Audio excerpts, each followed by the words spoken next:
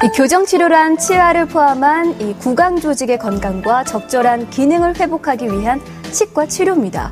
하지만 치과 치료라고 하는 이 교정 치료를 하고 나서 얻게 되는 미적인 부분이 더 강조되다 보니까 자칫 성형 치료 정도로 오해하는 경우가 있는데요.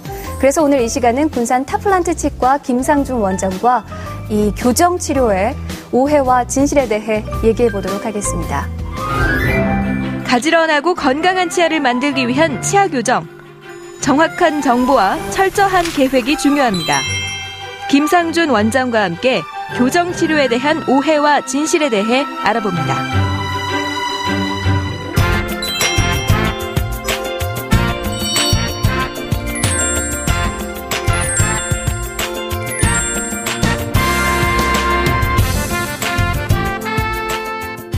원장님 안녕하세요. 안녕하세요. 이 치아 교정에 관한 오해와 진실을 이야기할 텐데요. 네. 먼저 치아 교정을 하면 많이 아프다는 말이 있습니다. 어떤가요?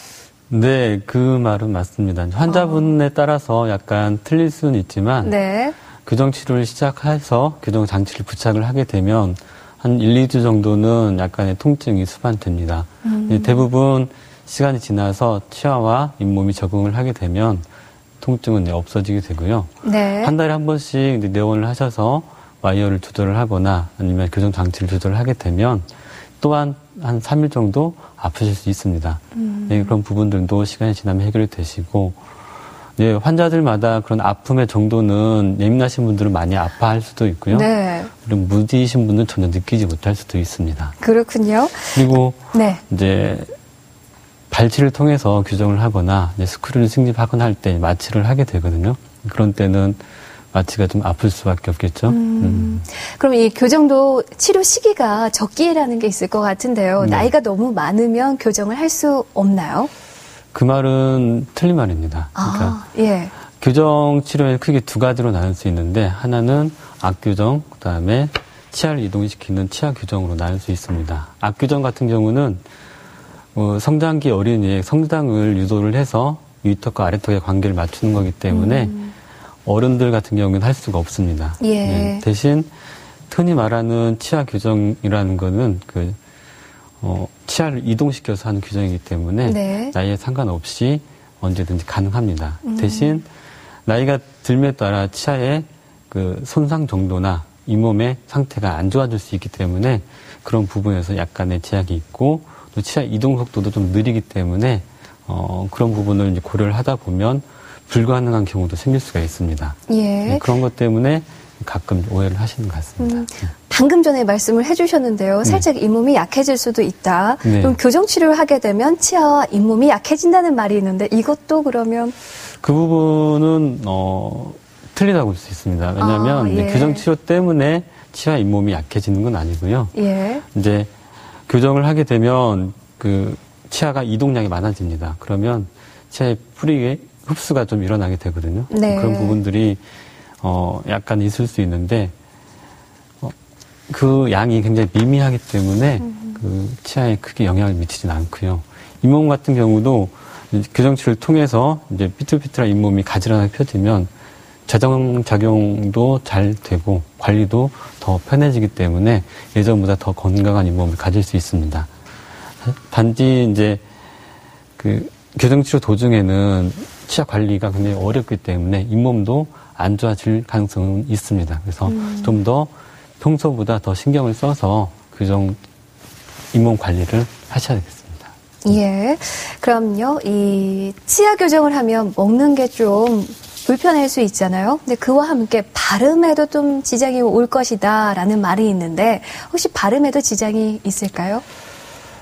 그런 경우도 있고 안 그런 경우도 있습니다. 대부분의 교정 장치는 치아의 바깥쪽, 즉 입술하고 치아 사이에 예. 붙게 되기 때문에 발음을 하는데 크게 지장을 주지는 않습니다.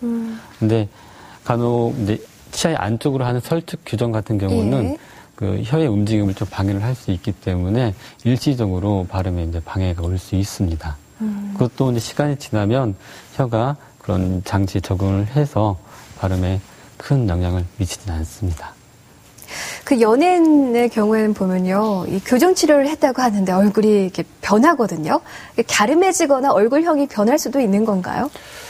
원칙적으로는 그 턱이 갸름해지거나 하는 것은 교정치료를 통해서 얻어지긴 힘듭니다. 그런가요? 네, 교정치료라는 거는 치아를 이동을 시켜서 치아를 배열하는 거지 턱의 이제 모양을 변화시키거나 턱을 이동시키는 건 아니기 때문에 네. 턱의 모양을 변화하길 기대하는 건 좀 어렵고요. 대신 이제 입이 많이 나왔던 사람들 같은 경우에 교정치료를 통해서 입이 들어가게 되면 코랑 턱이랑 입술의 관계가 좀 개선이 되기 때문에 약간 갸름해 보이기도 합니다. 그런 거는 단지 이제 시각적으로 약간의 그런 변화가 있는 거지 실제로 턱의 모양이 변하거나 그런 건 아닙니다. 그렇군요. 그럼 이 교정치료를 받아도 시간이 좀 오래 걸리면, 그러니까 오랜 지난 후에 다시 원래로 돌아간다는 말도 있는데요. 그 말도 맞습니다. 교정치료를 이제 마무리하게 되면 치아는 이동을 해서 그 자리에 있지만 치아를 둘러싸고 있는 주변 조직들은 그 상태를 이제 인지를 못하고 예전 상태로 이걸 치아를 돌리려는 힘을 가지고 있습니다. 그래요? 그래서 이제 교정치료가 끝난 이후에는 꼭 유지장치를 해야 되는데요. 유지장치는 한 6개월 정도는 24시간 내내 계속 장착을 해야 되고요. 그 이후에는 밤에만 장착을 한다든지 그런 식으로 이제 하셔야 됩니다. 이 교정 비용도 사람마다 좀 차이가 있을 것 같은데요. 네. 혹시 이 치아가 더 많이 삐뚤어졌을 때 비용이 더 많이 드나요?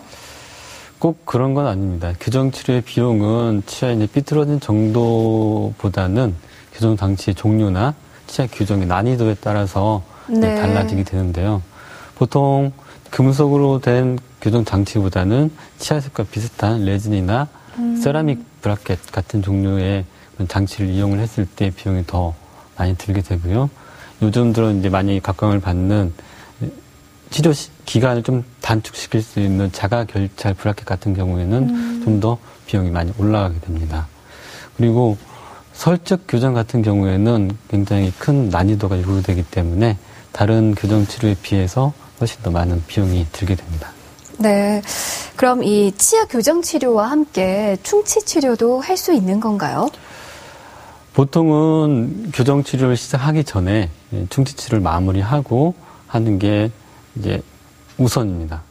그런가요? 순서가? 그렇죠. 예. 그런데 교정 치료를 하기 전에 진단을 해서 어떤 치아가 필요 없는 치아를 이제 치료를 하게 되면 불필요한 치료를 하게 되는 거기 때문에 교정 진단을 통해서 이를 뺄 치아는 충치 치료를 하지 않고 또 이를 꼭 빼야 되는 그런 치아가 있는 경우에는 이 치아 대신 다른 치아 대신 이 치아를 빼서 교정을 치료를 하게 되면 좀 더 효율적으로 치료를 할 수 있습니다.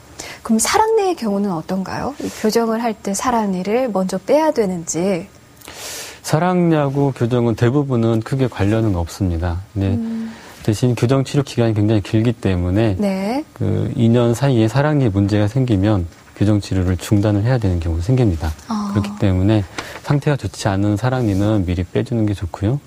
또 치아를 최대한 뒤로 이동을 시켜서 교정을 해야 되는 경우에는 미리 사랑니를 빼고 치아를 이동을 시켜서 교정을 마무리하기도 합니다. 예.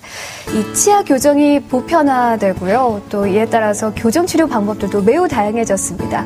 그렇기 때문에 교정을 생각하고 있다면 이 전문의와 충분히 상담한 후에 자신의 이 상태에 가장 잘 맞는 이 교정 치료 방법을 선택하는 게 좋지 않을까 싶네요.